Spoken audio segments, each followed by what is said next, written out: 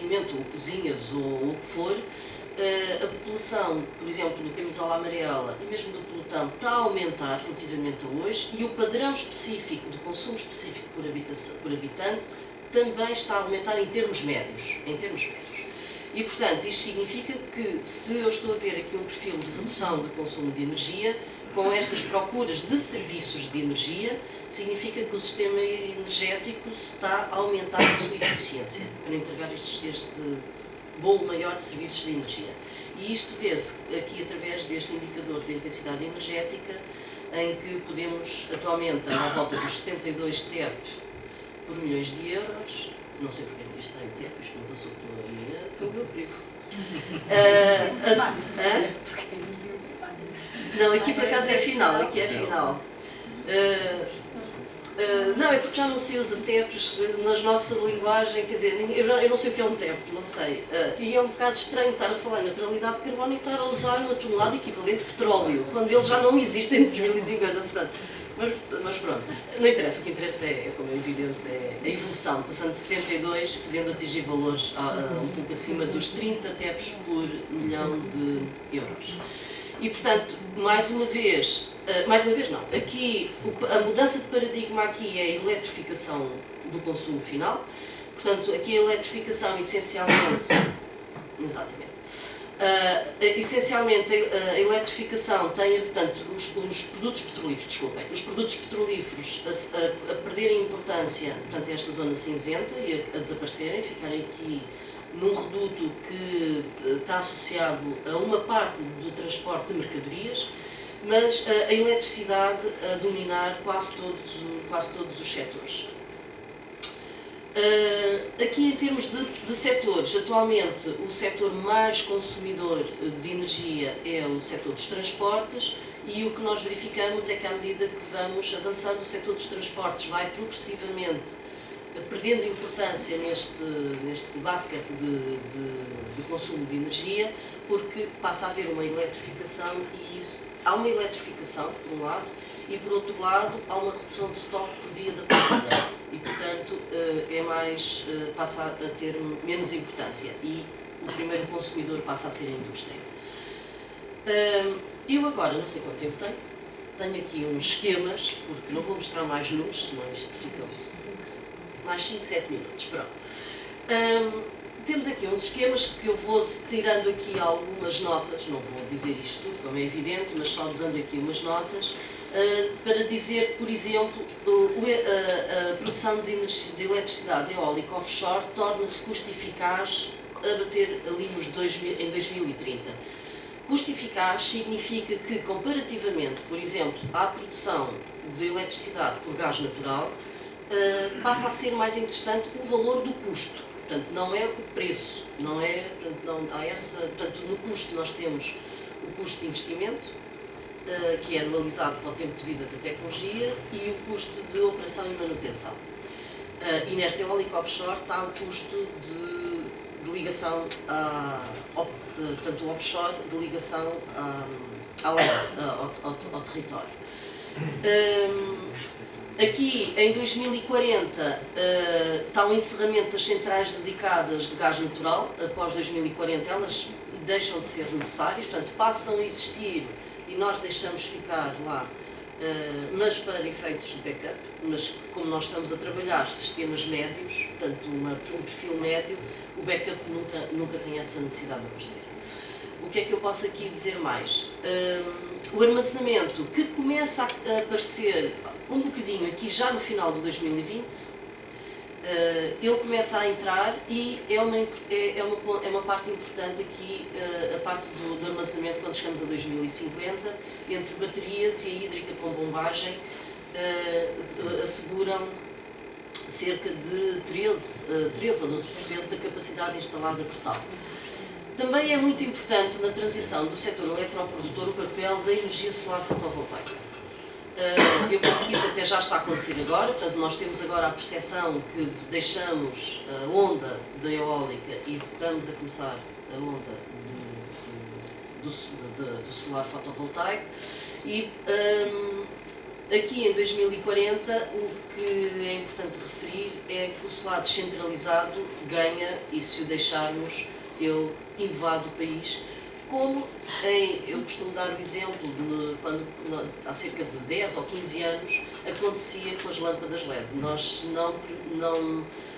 não limitássemos a substituição das lâmpadas LED, são de tal forma eficientes que é mais custo eficaz não deixar levar ao fim de vida as lâmpadas, por exemplo, as incandescentes, que existiam na altura, e substituir imediatamente. E, portanto, numa ferramenta deste género, o tipo entre o ano 1 e o ano 2 substitui as lâmpadas LED no país inteiro. Ora, nós sabemos que isso não pode ser e não é verdade, e para combatermos um bocadinho estes algoritmos, temos aquilo que designamos como fatores de inércia e que temos bem implementado isso no setor residencial e nos serviços, e que acompanha, só deixamos substituir de acordo com o perfil de substituição dos últimos 10 anos em que nós conseguimos ter essa informação. E, portanto, mesmo que seja custo eficaz, não é substituir dessa maneira. Aqui, na descentralizada, não temos propriamente esses fatores de inércia, mas esta descentralizada está a competir com o PV centralizado e, portanto, de facto, aqui aparece com mais... Em 2040 aparece completamente dominador. Na mobilidade, nós temos a parte de cima a parte dos transportes e em baixo as mercadorias. O que é que nós temos a dizer? Em 2030, mais 30% da mobilidade de transporte de passageiros pode ser assegurada, é tecnologicamente, é custo eficaz assegurar com mobilidade elétrica. Aqui em 2030 o gasóleo deixa de ser custo eficaz, não é bem daqui a 4 anos, mas pronto. Em 2040 é a gasolina que deixa de ser custo eficaz, e é possível em 2050 de facto assegurar toda a mobilidade de passageiros por via elétrica.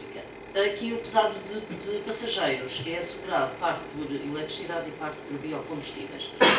Nos ligeiros de passageiros, chamar a atenção para que, por volta de 2040, o hidrogênio passa a ter um papel interessante no transporte de passageiros e a seguir, de mercadorias, e a seguir começa a aparecer, nós temos algumas tecnologias que já estão em funcionamento, como por exemplo estes veículos com carregamento dinâmico. Carregamento dinâmico significa que são veículos, caminhões com catenárias que são abastecidas em movimento. Isto já existe em funcionamento em modo não muito massivo, mas existem. Tivemos acesso a custos destas tecnologias. Como esta temos outros tipos. As outras nunca entraram, nunca se mostraram custo eficaz. Com a informação que temos em 2018, isto foi feito em 2018, se formos repetir este estudo daqui a 3 anos, se calhar isto muda um bocadinho. Mas em 2040, estes novos sistemas de transporte de mercadorias com carregamento dinâmico elétrico começa a ser interessante. Aqui a aviação de curta distância começa a aparecer em 2050 e os biocombustíveis em 2040 também para a parte da aviação. Eu vou andar um pouco mais para a frente. Aqui a diferença para o anterior é que o anterior era apenas o pelotão, este é apenas o camisola amarela, mantém-se tudo igual. A única diferença é que a proporção do hidrogênio e da eletricidade no transporte de mercadorias aumenta. Na indústria, o que é que eu só chamar aqui a atenção para 2 ou 3 coisas? O solar térmico na indústria começa a ser bastante custo eficaz para a produção de calor, seja calor de baixa temperatura ou um pouco mais elevada. E eu acho que é básico. E aqui o consumo de eletricidade. Assiste-se a alguma eletrificação no setor da indústria. Sendo que há investigação que está a ser feita para eletrificar o consumo na indústria de fornos de muito elevada temperatura. E por exemplo, no caso das cerâmicas ou do vidro. E nós não estamos a considerar isso aqui neste exercício. Eu vou passar isto. No setor residencial, o que é que isto acontece? Eu não tenho estado a chamar a atenção, mas vou começar a chamar agora. Aqui há um conjunto de indicadores e dos indicadores mais interessantes é ver o grau de eletrificação em cada um dos setores. Por exemplo, no caso do setor residencial, Nós atualmente estamos pelos 40% ou um pouco menos, e é possível eletrificarmos, ou é passível de haver uma eletrificação que pode beirar os 80%. Aqui, chamar a atenção para as medidas de isolamento. Nós temos isto relativamente bem caracterizado para o parque habitacional português, para várias tipologias e para diversas áreas climáticas. E dizer que, por exemplo, aqui em 2030 eles podem permitir reduzir o consumo de energia nas habitações em 14% a 15% e podem atingir até 50% no final de 2050. Também quero chamar a atenção que Portugal é um país em que temos muitos déficits em termos de conforto térmico, seja de inverno, seja de verão, e estamos a aumentar as exigências, o nível de conforto térmico, ou seja, a procura de serviços de energia para aquecimento e arrefecimento nas habitações. Fizemos aumentar 3 vezes mais no caso do aquecimento e 2 vezes no caso do arrefecimento. Os serviços é basicamente igual. Agora aqui, agricultura, um bocadinho para a agricultura, porque... Um minuto, para a agricultura. No caso da agricultura, as principais medidas que foram trabalhadas, a lógica da metodologia já não teve a ver, é uma lógica um bocadinho diferente, depois posso explicar um bocadinho melhor, aquilo que eu souber, já foi feito por outra equipa, mas chamar a atenção para aqui as áreas dedicadas à agricultura de biológica e de precisão, avaliadas em 50 mil hectares, mais ou menos por agora, a crescerem até aos 300 mil hectares em 2050 no pelotão e até aos 600 mil hectares a crescerem no camisola amarela. A agricultura de precisão também aumentar aqui dos 100 mil hectares até aos 150 mil e no camisola amarela até aos 300 mil.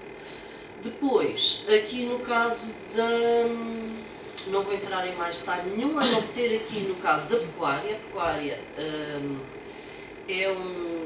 é de facto uma fonte, e sobretudo a parte dos bovinos, tem a ver com o esquema da fermentação entérica de processamento em que eles funcionam, seja em regime intensivo, seja em regime extensivo, sendo que apesar de tudo o extensivo é menos carbónico, digamos assim, que o regime intensivo, mas tem outro tipo de emissões, que são os óxidos nitrosos, não tanto o metano, dos dejetos, mas também tem o metano da fermentação entérica e, portanto, tivemos mesmo que mexer aqui nisto. E não é porque isto também é acompanhar as tendências que nós vemos e que lemos do que se passa com outros países e, portanto, o que é que aqui se propõe? O número em termos de suínos, por exemplo, até se considera um aumento, 18% no pelotão e 18% no sala amarela. O caso dos bovinos, leiteiros e não leiteiros, uma redução de 25% num caso e 50% no outro. E basicamente aqui também, depois isto tem um contraponto aqui na parte de produção agrícola nas áreas de cereais, que no caso do pelotão aumentam e no caso do camisola amarela reduz. A última nota tem a ver com o setor das florestas. Eu vou aqui para o camisola amarela, que é o mais arrojado.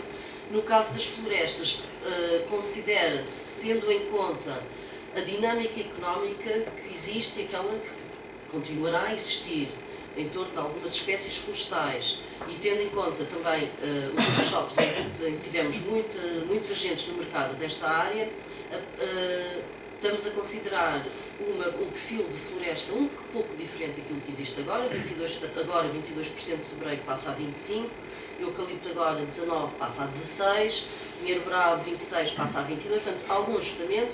Onde se melhora mesmo é em esquemas de aumentar a produtividade, que tem a ver com a gestão florestal, e portanto aumenta a produtividade, e na parte dos incêndios florestais. Os incêndios florestais, considera-se, isto aqui não está bem, deve estar mais atrás, isto foi estes 155 mil hectares por ano, que tem a ver com o tipo de incêndios que existe atualmente. Estamos a considerar que podemos atingir, com as medidas que estão pensadas com a estrutura de missão de combate aos fogos rurais, podemos qualquer coisa à volta dos 70 mil hectares. E é isto que nos permite atingir 12 megatoneladas de sequestro e de remoção. E, portanto, eu costumo dizer, e vou mesmo calar, que é mesmo o último, que nós temos que olhar para a floresta como, neste enquadramento de baixo carbono e neutralidade carbónica, ou melhor, temos que olhar para a floresta, para a neutralidade carbónica, como temos estado a olhar para as renováveis, para o baixo carbono. As renováveis não são suficientes para atingir a neutralidade carbónica. Temos que olhar com muita seriedade para aquilo que queremos fazer da floresta portuguesa para usufruir daquilo que é a sua capacidade de sequestro. Desculpa. Só para acabar as nossas intervenções, só para dizer, isto são os resultados preliminares. Portanto, nós temos em consulta pública, o roteiro ainda não acabou, há uma segunda fase, uma segunda vida depois da consulta pública, em que iremos, objetivamente, recolher os inputs da consulta pública e fazer afinações onde for necessário nestes resultados. Por último, dizer que dia 15 de abril teremos um encontro do roteiro. Ao longo do ano e meio temos tido vários encontros temáticos e, portanto, em 15 de abril, em princípio, teremos um sobre transição justa, o tema da transição justa, ou seja, a transição social que a descarbonização vai implicar, a nível de emprego, a nível de inovação, etc. E depois teremos o fecho do roteiro por voltas do Dia Mundial do Ambiente, 5 de junho, com a apresentação final, aí sim, dos deliverables totais do roteiro. Era só essa nota final. Muito obrigada aos dois pelas excelentes apresentações e eu vou, antes só de passar a audiência, como não é normal, só fazer aqui uma nota que também está relacionado com isto, que a semana passada foi também apresentado publicamente o Plano Nacional para a Energia Sustentável e Clima, que tem todo o relacionamento também aqui com o roteiro para a neutralidade carbónica, mas que depois acaba por acrescentar mais detalhe às metas específicas por cada tecnologia renovável, nomeadamente, e só fazer aqui uma nota que não consigo escapar, que, enfim, as metas para o fotovoltaico estão fortemente dominadas pelas grandes centrais, as que são apresentadas, e dizer que, no meu entender, e depois de muito raciocinar sobre este assunto ao longo da minha vida profissional, eu penso que há um equilíbrio entre as duas coisas. Uma coisa não invalida a outra, assim como uma renovável não invalida a outra. E aquilo que nós temos vindo sempre a argumentar ao longo destes anos todos é que precisamos de equilíbrio nas várias fontes e finalmente estamos a caminhar nesse sentido do equilíbrio das várias fontes, de termos o peso da hídrica, o peso da eólica, o peso do solar e eventualmente o peso da biomassa também aqui a equilibrar na produção elétrica.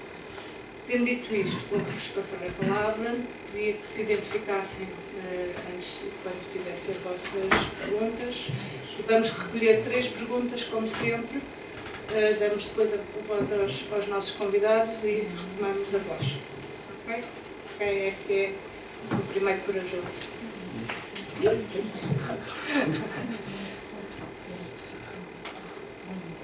Inês Cristóvão, da Municipal de Lisboa. Não consegui simular ali alguns números da parte da floresta. O que eu percebi, então, o que se consegue em termos de aumento do sequestro do senador, de 8 para 12, portanto, é aqui um aumento muito grande deste sequestro. É basicamente só pela diminuição dos focos, em termos de área de produtividade florestal. Da produtividade e de área coberta. 8.000 hectares por ano. Parece muito... Eu acho que nós não vamos entrar em muito detalhe nos resultados, até porque especificamente nessa área não está aqui a pessoa da equipa do setor, digamos assim. Mas é um efeito combinado de várias coisas. Sim, é verdade, é uma mudança de paradigma em termos de focos florestais, portanto, um decréscimo acentuado da área média avenida. É um aumento da área florestal por contraponto com áreas que hoje são assim, incultas ou matos, e é um aumento da produtividade são os 3 efeitos combinados. Sendo que, só para dizer uma coisa, em relação ao tipo de floresta, nos dois cenários, no cenário Plutão, estamos a falar essencialmente de uma floresta de produção, de raiz de produção, No cenário Camisola Alvarez, é uma floresta muito mais de conservação, portanto, onde se, de alguma forma, está implícito um muito maior pagamento de serviços ecossistémicos para promover esse tipo de floresta de conservação. Isso é um desafio. E outra questão tinha a ver com os biocombustíveis. Pareceu-me ali ver que havia um quarto, dava-se aqui apresentar um quarto de produção de biocombustíveis nos transportes. Sim. E pensa-se nisso e a questão dos efeitos colaterais da produção de biocombustíveis.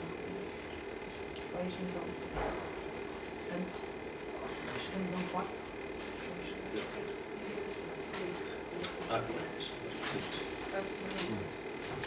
António Valério, da Universidade de Lisboa. Tem uma... Não está a funcionar, pois não? Mas ouvimos bem. Ouve-se. Fiquei Capaz de ter um interlocutor.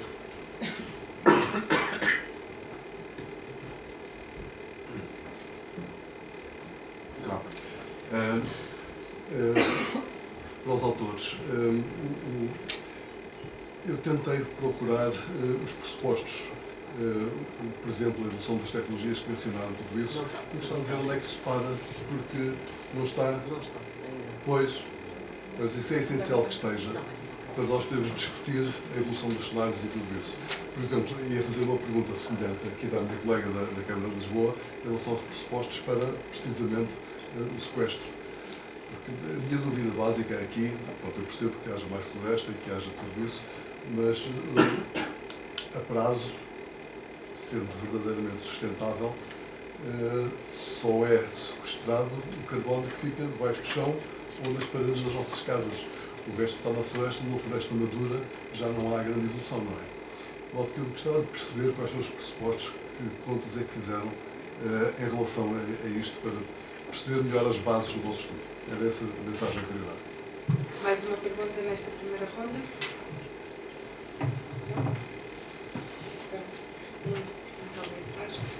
Acho diferente como que isso funciona.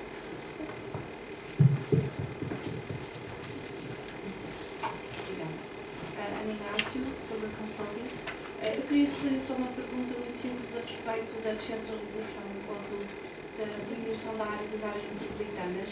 Se a vantagem do ponto de vista de carbono tem a ver com os movimentos pendulares das pessoas viverem numa cidade e trabalharem noutra, ou se é outra razão. Porque pela minha experiência pessoal, julgo que fora dos grandes centros urbanos há mais tendência a usar o carro do que o transporte público. Pronto, queria só compreender um pouquinho qual é que era a vantagem.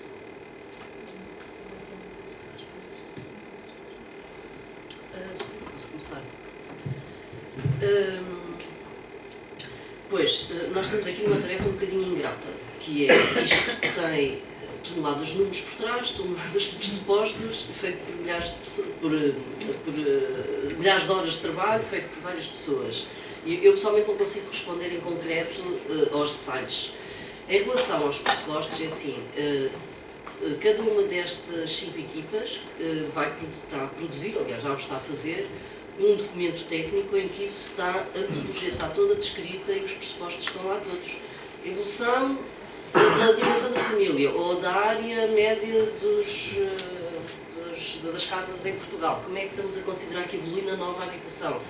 Há um sem número, listas de muita informação aqui subjacente. No caso da floresta, isso também vai acontecer, portanto, também vai acontecer.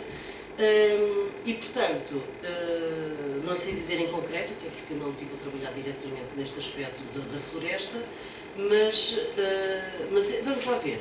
Estes 12 megatoneladas, nós se virmos a série publicada pela Agência Portuguesa do Ambiente dos inventários de emissões de 90 até ao último, houve 2 ou 3 anos, desde 90 até agora, que nós atingimos, ou pelo menos 2 anos em que tivemos 11 megatoneladas. Portanto, isso não é nada de extraordinário. A única coisa que estamos aqui a fazer é considerar que vão existir condições, e por isso eu disse ao princípio que era muito importante que nós aqui o que estamos a dar é resultados técnicos e, portanto, para que as coisas aconteçam, é preciso que haja um conjunto de políticas em todas as áreas que assegurem que isto vá acontecer efetivamente, porque se nesta questão da floresta não for feito a gestão florestal, não for promovida modelos de gestão florestal que promovam esta melhoria de produtividade, ou as ações que estão a ser pensadas não forem adiante para a gestão dos fogos rurais, claro que nós não vamos atingir milhões de toneladas de sequestro. Vamos estar uns anos mais, outros anos menos, e portanto mais entregues àquilo que é a meteorologia de cada verão, não é? E portanto, mas quer dizer, tudo isto de facto tem alguns pressupostos em termos de determinados modelos de gestão que promovem uma produtividade florestal de X ou de Y, e são esses valores que são considerados. A pergunta Sobre as áreas metropolitanas. sobre as áreas metropolitanas. Isso é mais uma camisola amarela. Foi um exercício muito interessante, porque a primeira coisa que quando nós fazemos estudos prospectivos de muito longo prazo é pensarmos como é que nos vamos organizar, se vamos ficar na mesma ou não. E pensar adiante 40 anos, temos que recolher muita informação daquilo que parecem as mega tendências atuais. E algumas delas, por exemplo, têm a ver com a massificação da digitalização do nosso modo de vida. Isso significa que, de facto, não sei o que quer dizer quando as pessoas, quando estão a viver em cidades pequenas ou mesmo em vilas, tendem a usar mais o carro, mas se calhar tendem a usar mais o carro se tiverem que trabalhar na cidade que fica a 30 ou 40 km. No camisola amarela, o que nós estamos a considerar é que as pessoas têm tendência e uma aptidão e uma apetência, que já existem alguns exemplos atualmente, para consolidar centros urbanos que não as grandes áreas metropolitanas e que tenham condições, podem estar a trabalhar para alguma empresa em Lisboa, mas continuam a viver em Ourique, ou continuam a viver em Montemoro Novo. Claro que podem vir a Lisboa uma vez e isso pode acontecer, mas, portanto, existem um conjunto de tendências, seja de apetências sociais ou de tendência tecnológica, digamos. A digitalização aqui foi tida bastante em consideração, tal como este modelo, por exemplo, tem uma tradução também no modelo da agricultura biológica, porque aquilo que nós estamos a considerar é que as profissões do futuro de uma pessoa que vive em Montemoro Novo e que pode ser um software developer, por exemplo, mas pode ter também uma participação em termos de produção do seu próprio alimento. Estamos a considerar uma maior suficiência alimentar, cadeias de produção mais curtas, de abastecimento, por exemplo, e não tanto aquilo que se passa hoje em dia, que é as pessoas muito especializadas em determinado emprego, e vamos comprar alhos que vêm da China. Portanto, temos um paradigma um bocadinho diferente. Isso continua a ser assim um bocadinho mais no pelotão. Quando vamos para a camisola amarela, é um paradigma um bocadinho distinto. Claro que tudo isto são lucubrações, como disse o Pedro, sobre o futuro, e obviamente há aspectos que nós, enquanto indivíduos, podemos decidir ter, e atualmente nós vemos muitas famílias já a saírem dos grandes centros urbanos e terem profissões mistas fora dos centros urbanos e são mais felizes, mas também há outros aspectos que nós não dominamos enquanto indivíduos e dependemos de tendências globais para adotar determinado modo de vida, e portanto isso sai-nos fora do alcance. Eu só gostava então, duas questões que foram aqui postas, que eu tinha só mais uma coisinha a acrescentar. Uma foi do professor António Valera, em torno da evolução das tecnologias. Quer dizer, não precisamos entrar por aí, mas é evidente que temos várias trajetórias possíveis para a evolução tecnológica. E a pergunta é, ainda que se tenha fechado uma forma de evolução dessa mesma tecnologia, que é em termos de eficiência, que é em termos de custo, etc., se há uma análise de sensibilidade jusante se a evolução tecnológica for diferente ou não. Essa é uma pergunta. E a segunda tem a ver com os consumidores e com a floresta. Imagino que tenha sido o único consumidor a ser considerado, ou foi o armazenamento também, CO2? Lógico. Sim, não sei se é essa não. Não sei se essa não foi. Se foi feito ou não algum Desculpa, trabalho... não ouvimos a pergunta e a resposta. Não, só perguntas. Não, houve uma resposta. Não, mas eu posso Portanto, se há ou não armazenamento de carbono, como se faz, por exemplo, para se fazer imenso nos Estados Unidos, não é? Sequestro de carbono em minas, em furos de petróleo, etc. Se era uma pergunta, a segunda, em torno do estudo florestal que foi feito, existem espécies declaradamente com maior potencial de serem sumidores do que outras. Se foi feita ou não uma análise à evolução da floresta no sentido de incorporar espécies que, sendo compatíveis com o clima e terreno nacional, solos, que tivessem maior potencial para promover esta necessidade de sumidores. Sobre as análises de sensibilidade, elas estão a ser feitas agora. Assim por alto, estamos a fazer 35 variáveis que estamos a olhar para elas e algumas das tecnologias, e as tecnologias